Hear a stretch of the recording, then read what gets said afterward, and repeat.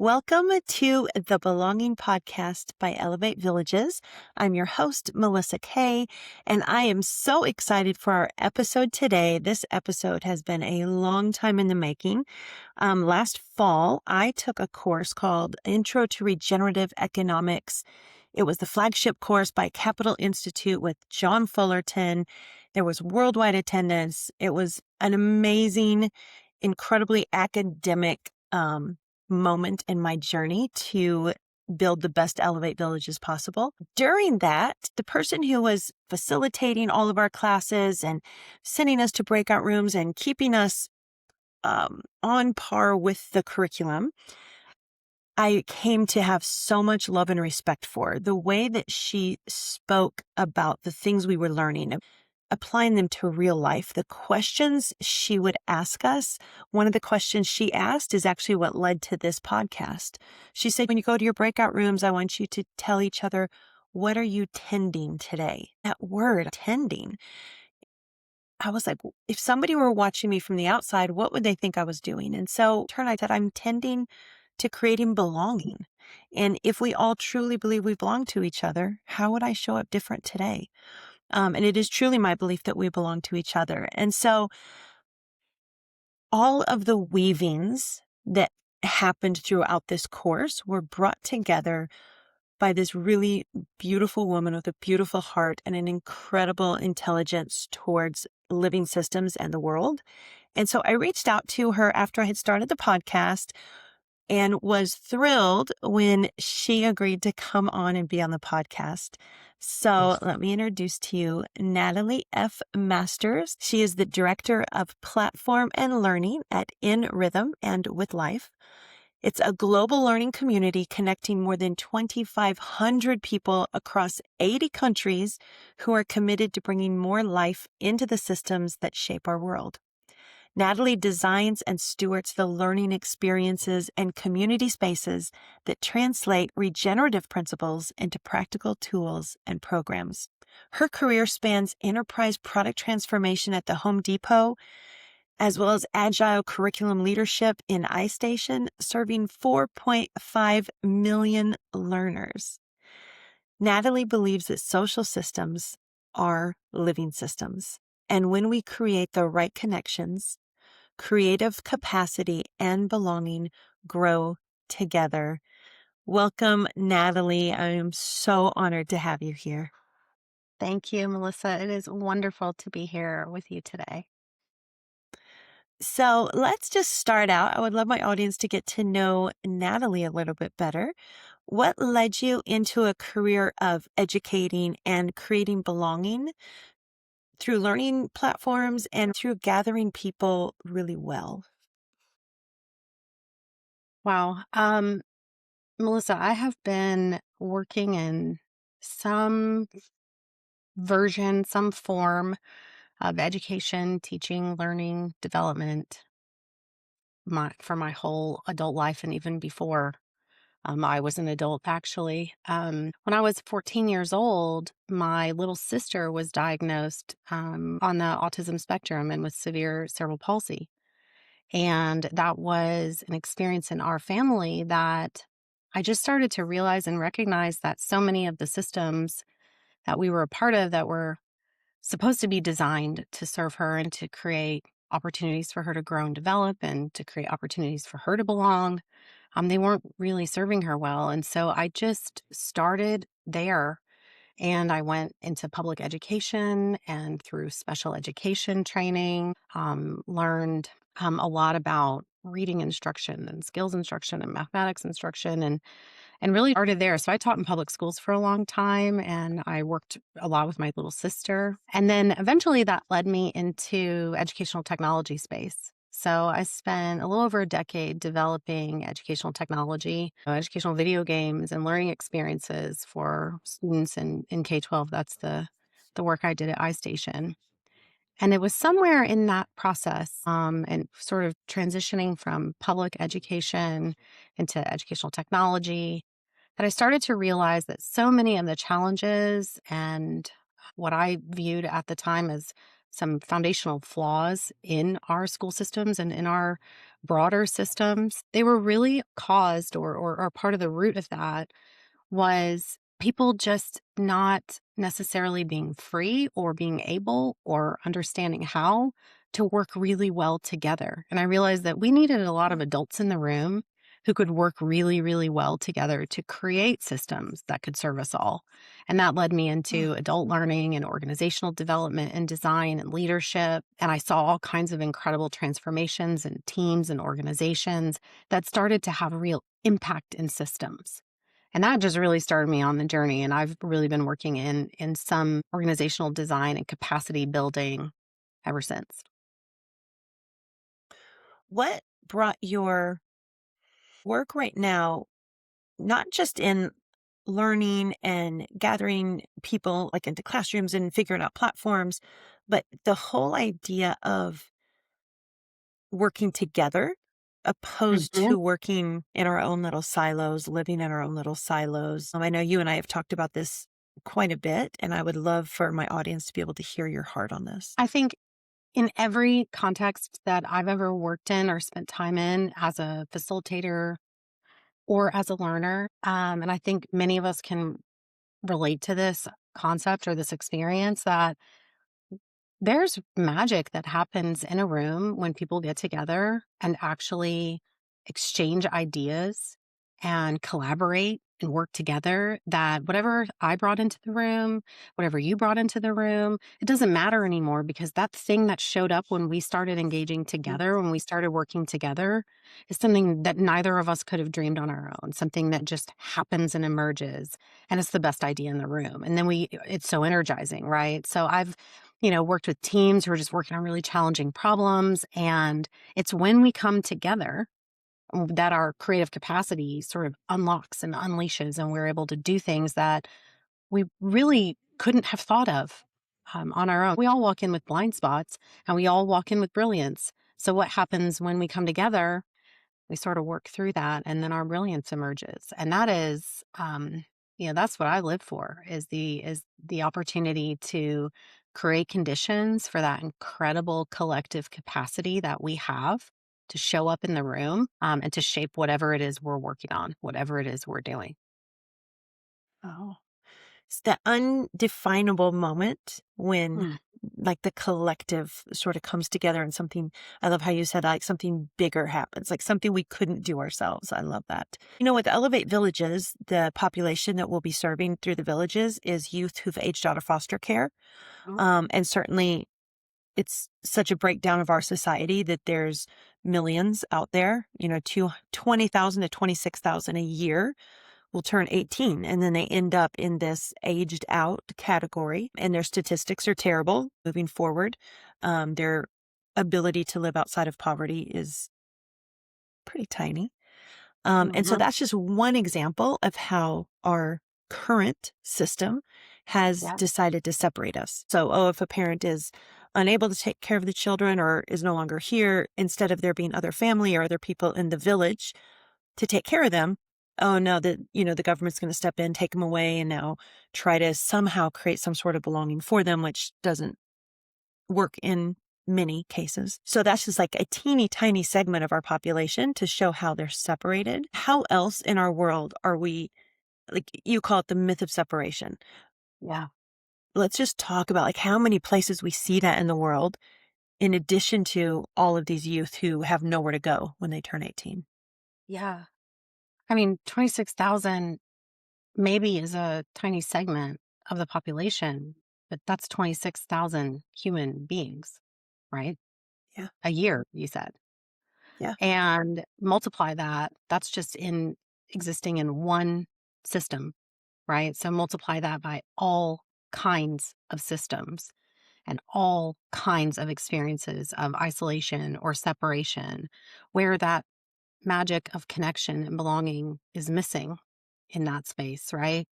And I think that is fundamental to all kinds of things that we are experiencing. Our modern institutions, our social systems, most of them, most of them are designed around this assumption that we are separate, We are separate from nature and the planet and the ecosystem. We're not instead of a part of it.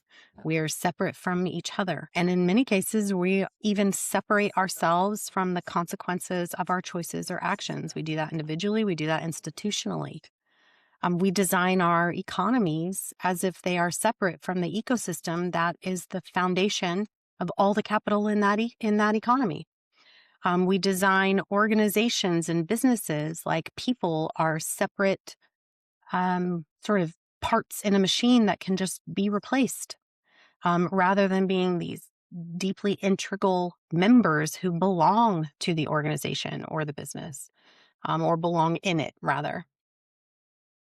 We design or think about success as if it's individual. So if I Mm. went out in the world and achieved all of my goals, I did it on my own and I'm measured individually in that way. And in reality, all of it is relational and interdependent. And so I think we really are operating from this myth of separation or separateness, and that's just not how life actually works. It's not how living systems work. So, in a living system, nothing exists in isolation, nothing is separate. Everything is shaped by relationships, by interdependence, by exchanges of information and energy, feedback loops. So, the health of the whole or the success of the whole depends on the health or the success of every part of that system. And every part of that system depends on the health of the whole. And when Mm. we think about things from this separate, sort of isolationist mindset and design our systems for that, then our systems extract from individuals. They compete instead of collaborating. We shut down that capacity for that sort of creative moment that we talked about a few minutes ago. And we isolate ourselves and each other instead of connecting. So then we get, burnout, fragmentation, despair, lack of support. And then in, and then we blame it on the individuals, right? Rather than recognizing that these are all collective experiences and they're outcomes of the way we've designed our systems. I know when a lot of times when I'm talking about Elevate Villages to someone, unfortunately, more than I would like, I hear, "Oh, they're 18. I could have been on my own at 18." Mm-hmm. And they don't understand it's not necessarily the age or having to be alone, but it's everything that happened to these youth prior to that that Mm-hmm. sets them up for failure and into a system where we think that that's, oh yeah, I did it on my own, like the self-made person. I pulled myself up from the bootstraps and I learned that early on as an entrepreneur. Yeah, there is that kind of that bootstrapping mentality, but Mm-hmm. how much do we lose by really internally thinking we're doing it by ourselves and not understanding that we're belonging to such a bigger system? And Right.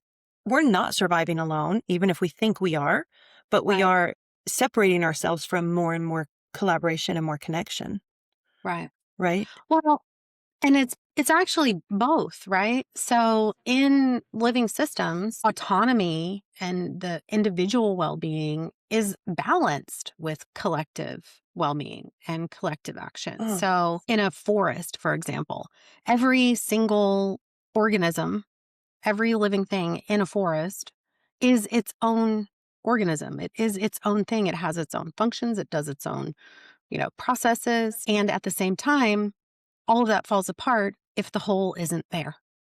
So Mm. trees are feeding nutrients to other trees, and there's all kinds of relationships and all kinds of interactions that are going on under the soil where there's mycelium and nutrients are flowing across mycelial networks into other trees and forests. And even just the size and shape of trees creates opportunities for other living things to have sunlight.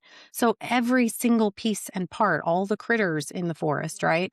Every single piece and part of the forest is its own thing and balances and has individual existence and autonomy. And yet, it is through their collective Mm. interactions that the entire system thrives, including each individual part of the system. So, there is that bootstrap mentality is part of being able to care for and manage and monitor your own individual well-being, to set your own goals, to respect and honor your own individuality. Nowhere in living systems do we see uniformity in that way that denies that. And it's also to acknowledge that we are actually not separate from each other. We are actually not separate from the systems that are shaping our world. We are all operating within those systems. So the reality is that living systems only thrive and survive through relationship. Mm. And we are not different from that. So even if you think you pulled yourself up by your bootstraps as an individual, there were all kinds of factors, all kinds what was your context, right? So Yeah. what grew the food you ate? Where did you get it? What was the supply chain? Who were your customers? Who were your investors? All of that is, in fact, interconnected and interdependent. So, yeah, I think there's a huge misconception that autonomy and agency is the same as isolation and pure individualism. Mm. When in reality, it is through our collective belonging that we create agency, that we create collective thriving. So if you've ever been, and I'm sure we've all had this experience, if you've ever been in a class or a classroom where there's just one person who's doing all the talking and all the asking of all the questions, right? That Right. person's getting a whole lot of information and giving a whole lot of information, but what's happening in the rest of the room? We're losing everyone, right? Yeah. So Yeah. there's this sort of need for a balance of how we show up, and how we work together. Showing up and working together. What are some small ways right now that we can look at, like, the world around us? I know we're all Mhm. individuals in different spaces, but how can we look at the world around us and widen our community even just a little bit? Like, how do we start to do this in a system that hasn't been aligned with living systems? Short of shutting it all down and restarting, what are things that will get us closer to community, closer to belonging? It is another myth, or kind of what comes up in the spaces that I work in, is that it's just overwhelming and complex and too big and too hard to do all this, right? Mm. And what I love so much about this work is that, yes, it is complex. Living systems life is complex. Our social systems are complex. And there's a lot of work to do, right? Like, that's just real. And at the same time, something else about the way life works and the way living systems work is that whatever shows up, whatever emerges, whatever happens, it is an outcome of the whole. It's an outcome of the system. Mm. And most of the time, it can't be predicted and it can't be controlled. It shows up. And so when we think about it like that, and we think about it from like a leadership or design perspective, or what even small things could I do in my own life, it's really as simple as creating conditions. So instead of looking at this linear cause and effect model, we look at it as in terms of what conditions allowed for this outcome to show up, right? What were the conditions in that environment that allowed or encouraged this thing to happen or appear Mm. or exist? And when we shift to that, when we Mm. shift away from blame, or when we shift away from overly simplistic cause and effect, and we start thinking about the conditions that created whatever behavior we're seeing or whatever outcome we're seeing, now we're designing for conditions. Now we're designing for root causes. And that is, in my opinion, and just in my experience, it's really fun because you see what shows up and then you get to design it. So if a lot of this is actually fundamentally a design problem, then what happens if you just get to rethink the way that you might want to design it? Mm. And that could be all kinds of things, from how do you design, let's say you're in a small organization and you're having a real issue with employee engagement, right? Everyone's just sort of not engaged, or you're getting really poor employee experience surveys. So what are the conditions that are creating that outcome? And how might you redesign the way that you engage employees? How might you redesign the way you Mm, communicate? Or maybe how you manage performance reviews? Or maybe there's an element in your environment. Or and so you just start looking for like, what could we shift here to see something else? And the way I like to think of it is everything's an experiment, everything's a test, right? The reality is I don't know what's gonna happen tomorrow. I don't know what's gonna show up tomorrow, but I right. can think about it. I can design for what I think I might wanna see. I can see what shows up, see what happens, and learn from it. And so for me, it's a constant challenge of and it's a fun it's like a design challenge. It's constantly fun to think about, what showed up, why did it show up, and what could I do differently if I wanted to see something different? And you can do that everywhere, Mm, all the time, right? I think that's why at some point, we all decided that it was easier to get toddlers to eat their vegetables if we pretended the fork was an airplane zooming in, right? Like, what conditions created it? It's like, what little thing could I do to change the experience of eating this green pea or whatever the thing is, right? So it's like, it doesn't have to be big. It can be just the little thing that then suddenly like, okay, now they're eating their vegetables. That was something to try. That was see what happens. yeah. That's such a Yeah. great example because instead of forcing the vegetables into the child's mouth, the Right. problem is they're not eating the vegetables. Let's force it.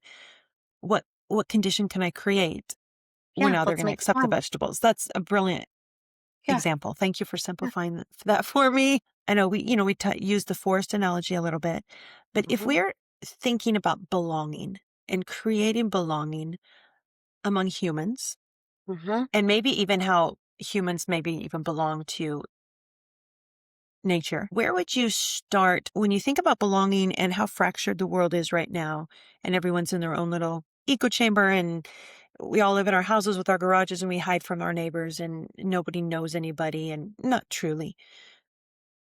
What comes up for you when you think about a world that truly belonged to each other mhm. from here to there? Like where there's it's such a huge gap. I know this is like a Sure, very sure. huge question, but what for you, where does that kind of lead your thinking to? So, that is a big question. You know, working in the spaces that I worked in growth and development and learning, human motivation, right, for a long time. What I have learned over the years is that, yes, we are richly and beautifully diverse as humans. And at the same time, we have human brains, and human brains have some commonalities in terms of how they work. And one of those realities about how the brain works is that in order for us to process information, in order for us to receive and give information, understanding, to have any kind of cognitive capacity, a fundamental condition is we have to feel safe.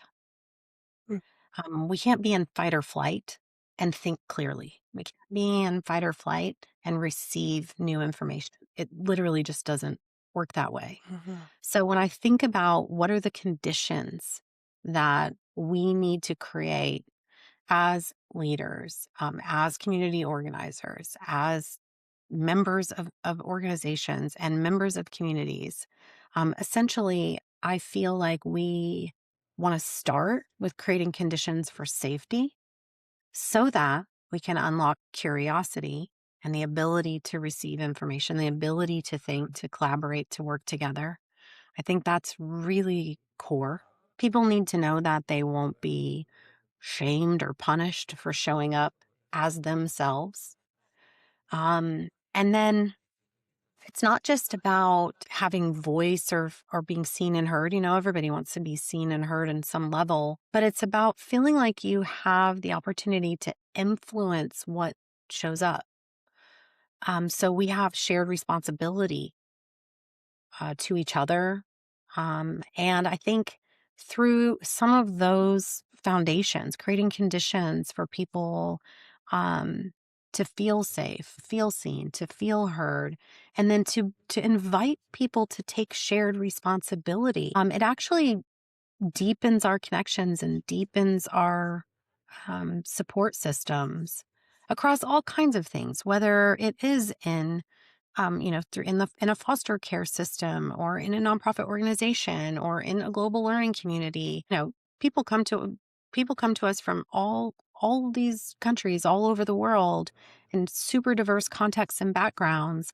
And there are so many commonalities that are Mm. foundationally about I'm here because I feel like I belong here because I value the connection that I'm getting with other people.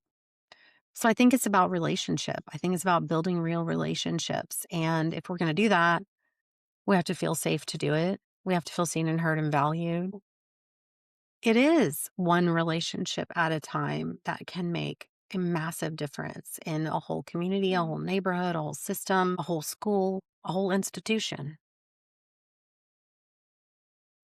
If you're building a community for belonging, Hmm. how much does like intention matter? If I come in and say my intention is to build this community so everyone feels safe, um, like is that where it starts? Or is if your intention is wrong, can people together actually start creating the solutions, even if maybe you don't see it from the outside?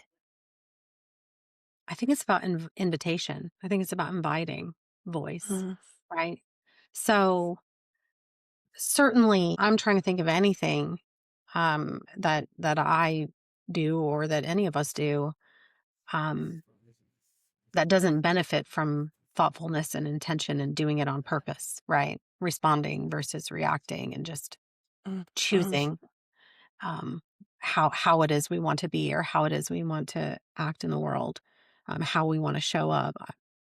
And at the same time, I think inviting people into context. So when we think about our community, we are inviting people to take part in that community and we're inviting people to shape that community.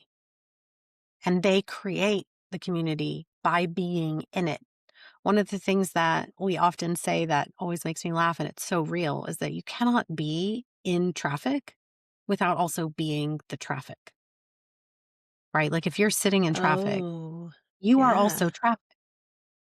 So when you bring any new member comes into a community, any people come into relationship with one another in any way, they are shaping that new relationship or that new reality. They're now shaping and creating conditions for whatever that thing is.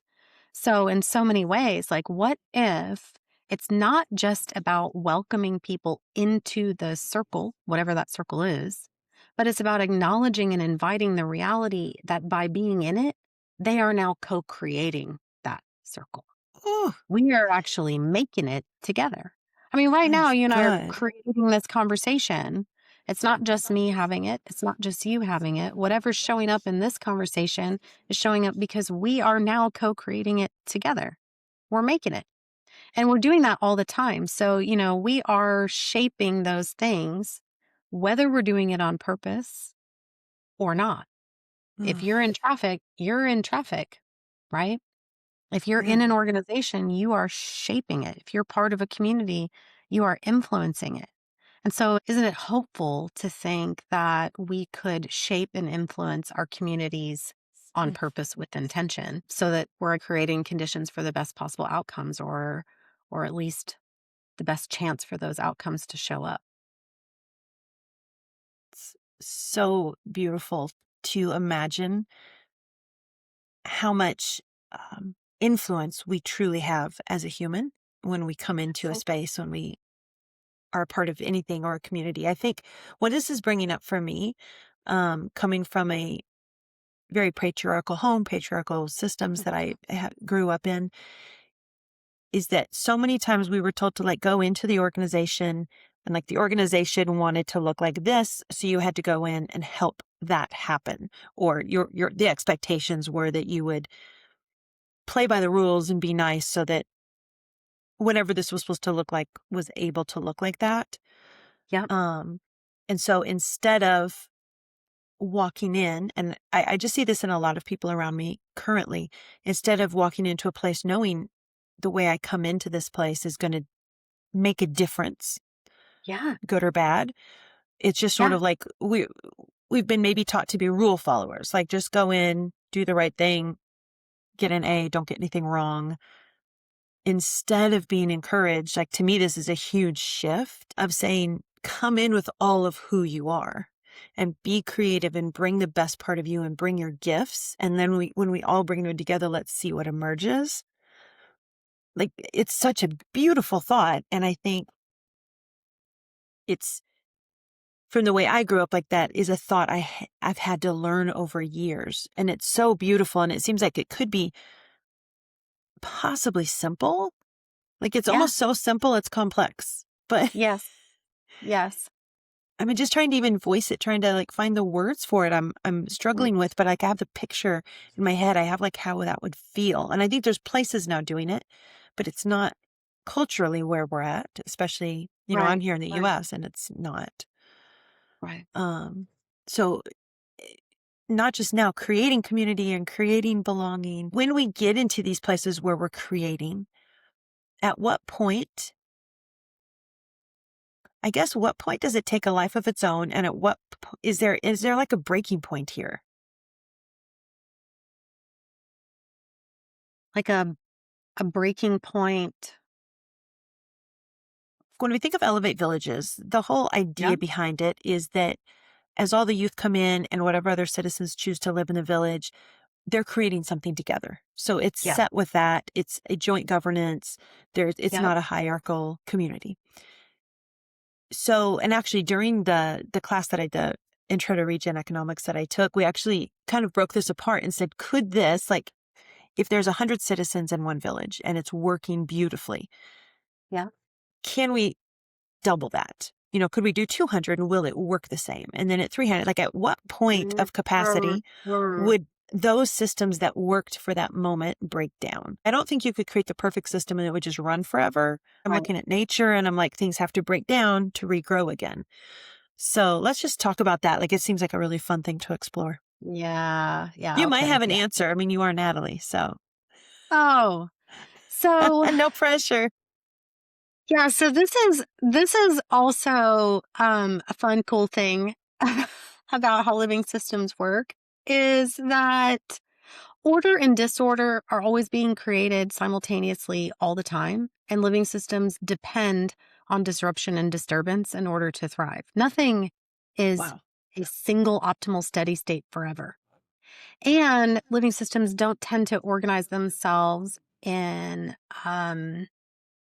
like it tends to be fractal patterns or like nested holes within holes or distributed networks. It doesn't tend to just conglomerate in that way. So, right, if a Okay. system is operating in a certain way at 100 people, at 200, it might be 2 nodes of 100, or it might be 3 nodes of, 60, or, it could start shifting how it's shaped or how it's organized.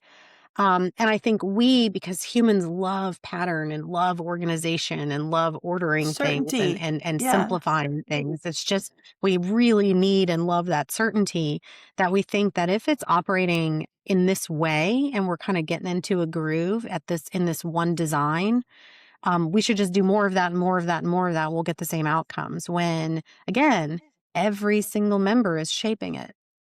And it's fluid and it's dynamic and it's always changing. Living systems are always in motion, always changing, always dynamic. And I think that is also part of the fun of shifting and learning to think like that and to design like that, is that there's a constant feedback loop of what is really showing up. And is that still what we desire? Is that still what we want to see? And Mm. and should we do something different? And so I think, yeah, I mean, this is in this whole sort of way of thinking is in no way, shape, or form dogmatic or uniform. It is all contextual. It is all dependent on so many different interconnected, diverse factors, that what works at 100 might need to take a whole new shape at 200, or it might work up to 1,000 and then it might need to take a whole new shape. And again, it's that paying attention to what's really showing up. that makes the difference. And we, again, we love predictability and we love patterns. And so just think about like quarterly metrics, right? Quarterly reports. That's just a thing in our culture, in our world. We spend a whole lot of time and energy trying to predict what can't be predicted, trying to control what cannot be controlled, rather than responding and adapting to what actually is. So I don't know what happens at 200, but I'd love to see and find out and see if there's an opportunity to do more of it or less of it based on what is actually showing up.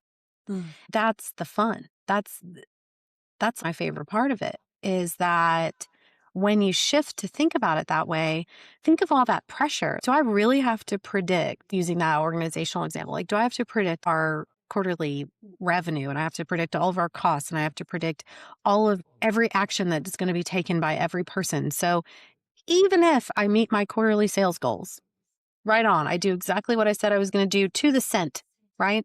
I probably didn't do it in exactly the way I thought I was going to do it. Even if it showed up looking like what I predicted, I probably didn't sell to exactly all the customers I thought I was going to sell to, exactly the same units I thought I was going to sell in exactly the same way I thought I was going to sell it.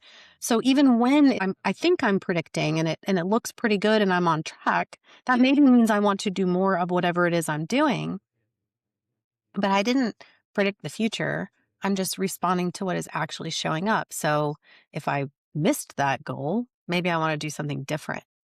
And I think that's a beautiful thing about life. Life is resilient in ways that allow for multiple steady states and multiple organizational structures and multiple relationships. There isn't just one perfect state. There isn't just like a one size fits all.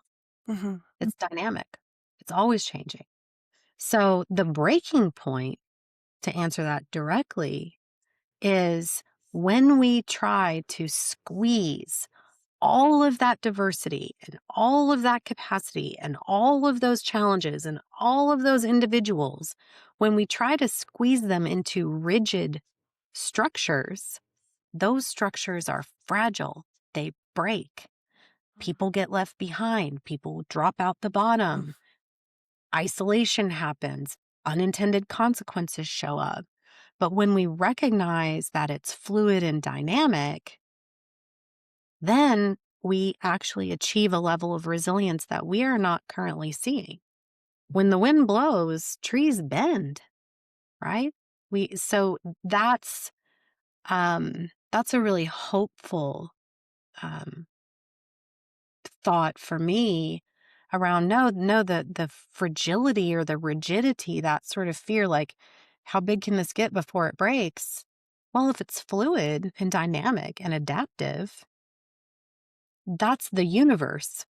If it's rigid and structured and tight, probably not that big before it breaks, before it gets fragile, right? Yeah. I was thinking about like what makes us as humans need, or at least humans in 2026 in the Western Mm-hmm. world, need that dependability and predictability. Mm-hmm. Is that like part of what we've learned to need? Or is that Maybe. part of being human, opposed to could we just be humans who are excited for that fluidity and excited for, well, what's next? Like, I feel like we expect, I have my 5-year plan and my 10-year plan, and at 30, Mm-hmm. this is going to happen. Yes. At 40 and at Mm-hmm. 67, I'm going to retire, and then I'm going to play golf the rest of my life. Like, that never made sense to me. And even as an entrepreneur, when the bank wanted me to have my 5-year plan, I'm like, how would I know? Like, it Right. never made sense. But I'm Right. also a human that doesn't need a lot of certainty. I thrive with uncertainty. So from all the work you've done, Mm. is this like a learned behavior, the need for certainty and predictability? And or could it be a learned behavior, or is it a natural thing just to feel alive with the fluidity of it all? Um, I mean, I think it's both. I know that's a terrible answer, but I really do. I think it's both. I think we are pattern seekers, and there is safety in predictability, and there is safety in that Mm, feeling like I know what's going to happen and there's yeah. certainty, you know? And I don't think that any of this is about just throwing all that to the wind and just rolling with the punches and having no plan or, whatever that is. I think we need direction and we need goals and those things. I think all that's valuable and and really human and really appropriate, right? So it's not at all to say that that's not there. But there's some freedom in recognizing that our resilience comes from collective intelligence, from relationship, and from adaptability. So I like to think about it in small feedback loops and cycles where we're Mm, actually paying attention to what is. And the more data that you're gathering about what is working, then the sort of more directional you're going in the way that you can almost like you can't predict exactly, but you could sort of know you're going in the right direction one way or the other, right? And so I think it's part of those tighter feedback loops. So maybe a 5-year plan, maybe that's bonkers, or maybe that's a good visioning exercise, and maybe that gives direction and inspiration. Um, or what about what are we going to do in this bite-sized chunk of time to see what emerges, and how are we going to receive feedback in that? And I think that's mm, something that is even in like in an agile product development model, like in software teams, they work in little 2-week sprints. This is what we think we can do in 2 weeks. This is how we're going to do it. They run a 2-week thing, they see what shows up, and then they either adjust or do it differently. And so they're able to go fast. They're able to make these sort of incremental adjustments. And so I nice. wonder if it's both. I wonder if it's like, yeah, of course we want to be able to predict and we need to be able to have some measure of certainty that like the sun's going to come up tomorrow or there's a roof over my head in the morning or, Yeah. when I call this number, someone will answer or, Yeah. my prescription will show up on time or whatever those things are. I think those are real, genuine needs. And in no way is any of this to say that we should toss all that out the window, but it is to say that when we're really attending to the system, we're getting a lot of feedback and we have the freedom to respond to that feedback. So that means we can make changes quickly. We can develop resilience without it needing to go exactly according to a 5-year plan. And here's Mm, something else that I'll just add to that, because this is something that I really didn't learn until, for the last few years. There's this idea of accountability as like, this is what I said I was going to do. And so this is exactly what I'm going to do. And this is the outcome I'm trying to get from doing that thing, whatever that is. And that brings you back to like the bootstrap question, or mentality. Well, I could have done it when I was 18. Here's what they need to do. Here's the plan, right? And what happens, and this is hard to get to for a minute. And then it's like, oh, okay. What if that rigidity is actually capping and shutting down your actual true potential? What if what you said wow. you were going to do Yeah. is smaller than what you actually can do Ooh. and have energy to do? What if the outcome that you're driving for is a total limit? It's a cap on what Mm, outcome you could potentially see. So what happens when you release that? And you're looking at it as a direction, but not as this, again, it's rigid, it'll break. And what if it's capping you? hmm. What if, Mm, like, there's so much more possibility that we're shutting ourselves out of? wow. And because we're so focused on outcomes, we're only going to get that outcome or not. But if we're focused on conditions, what do I want to cultivate? Mm, I don't know. I could get the most incredible tomato I've ever seen growing out of my garden because I created the right soil for it. And I was just expecting to get a normal tomato, which was the cap, right? mm. So it's like there's something to that I think is incredible and motivating to think, how good could this get? How amazing could this be? That is beautiful. That gave me goosebumps. Definitely not capping our dreams or capping our expectations, like coming in Mhm. I think that creating conditions, ever since I first met you, that's become part of my vocabulary. And, it's changed the way that I look at things. And um, yeah. So let's wrap up with a couple things. Sure. First, what is one thing that you would encourage our audience to do to create conditions for belonging? Ooh, let's see. One thing to create conditions for belonging.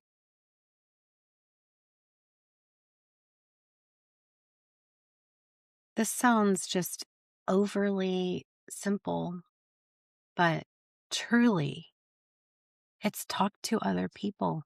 It's Hmm. have conversations, engage with people, listen. I'll be honest, we're living in a pretty wild time. And there is not a day goes by that there's not some reason to feel a way about something that's happening in the world, right? Right, right. I mean, it just is. It's rough out there. And I spend my days in conversation with people all over the world who are doing incredible things. Some of them are afraid they won't succeed. Some of them are incredibly excited. Some of them are coming together with new ideas. Some of them are, their mind is currently being blown and they're starting to see the world in a different way. Some of them have been working in this way for a long time and they're bringing incredible amounts of wisdom and guidance into the group. And no matter where they are or who they are or how all that's happening, it is through having the conversation, Mm. listening, seeing, witnessing the incredible creative genius and capacity that's happening in people, in communities all over the world, that I am consistently inspired to create community, to hold containers, to be part of that conversation. I mean, I just literally walk around every day being flabbergasted, inspired by the amazing people in our community. And it is all I have to do to feel that way is be there, listen, have a conversation. And that in itself is creating belonging for all of us. I belong to that Mm. community too, right? And then I wake up every morning thinking, I wonder what other amazing thing is going on instead of I wonder what other terrible thing has just happened, right? Yeah, So shifted perspective. Mm. yeah, I mean, I really think it's just that, like, find your people, find one person. And then the other thing that is, again, just to come all the way back to it, what could you do today in one conversation or one interaction to create the conditions for whoever it is you're engaging with to bring their whole self, to be their real, true self, to feel safe and seen and heard, right? What could you do to create conditions so that your engagements and interaction with other people are authentic? Mm. That is belonging in Mhm. action. And now you belong to that space and they belong to that space. You know, um, something magical about the way that living systems work is that they not only respond and adapt to whatever's going on in their environment, which they do, and we've talked a lot about that today, but living systems also actively cultivate conditions for their own thriving. They create their own environment. So when we do that, right, when we think about, hey, how could I create conditions for to have a beautiful conversation with whoever this person is, or to Mm. invite them into this space, or to welcome their insights or ideas, now all of a sudden we are creating an environment where everyone belongs. We are capable of creating that. And so we do. Natalie, if somebody wants to come and be in your community and hang out with you, where would they go? How would they do that?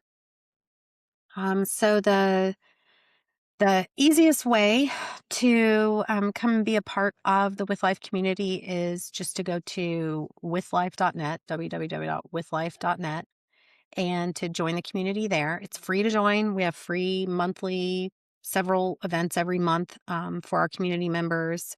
And then there's all kinds of stuff going on and all kinds of conversations happening in that space. So withlife.net is how to join the free community. Next month in March, we are starting another round of one of our leadership courses within Rhythm called Lead Through Change. And in that course, we talk a whole lot about resilience and adaptability and sort of how to bring all of this complexity into what do I do with it tomorrow? How do I actually do something with it in practice? And then the course that you took, Melissa, the Introduction to Regenerative Economics from Capital Institute, that's starting up again in early April, and it is a journey. So Yeah, it those are certainly three is. those are 3 ways, yeah. I love it. Perfect. I will put links to those below in the description. So please check Awesome. those out and go visit Natalie at With Life. And Natalie, the floor is yours, whatever you want to say in closing to our audience about belonging, about living systems, about creating conditions. Thank you. Essentially, you already belong. You already Mm, belong. We all already belong. We belong to our world. We belong to each other. We belong in our communities. And I think so much of what the work that I do is just recognizing that a lot of what we experience in all kinds of social systems, including the one that Melissa's beautiful work is working to transform, it's really about somehow we have stepped out of that sense of belonging. We have given away our agency. We have given mm, away our seat at the table. mm. And we get to build the world we want to be in. And we already live in it and we already belong to it. So everything that I do around this living systems approach, it's really just to say life is already always at work. Life is already always doing it. And we already belong. So why not just do all of that on purpose together in ways that can elevate and bring all of us um, into intentional community together? Because that's how we're going to thrive. Mm. So I'm just really grateful for the opportunity to have been able to have this conversation and to connect with you.